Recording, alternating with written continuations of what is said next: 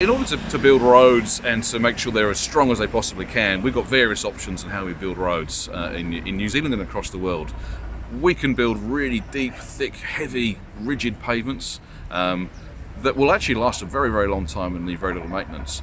But the cost to do that and the time to do that is enormous. New Zealand is a very small country with not that many people to share that cost of these very expensive roads.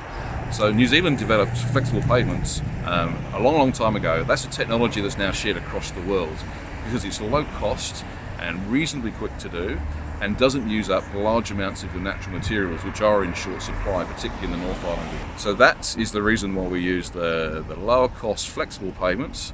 They do require more maintenance, they do require more seeding more often. In places like Auckland, where we have high traffic volumes and we have city traffic, we use structural asphalts, rigid pavements, which have a much longer life.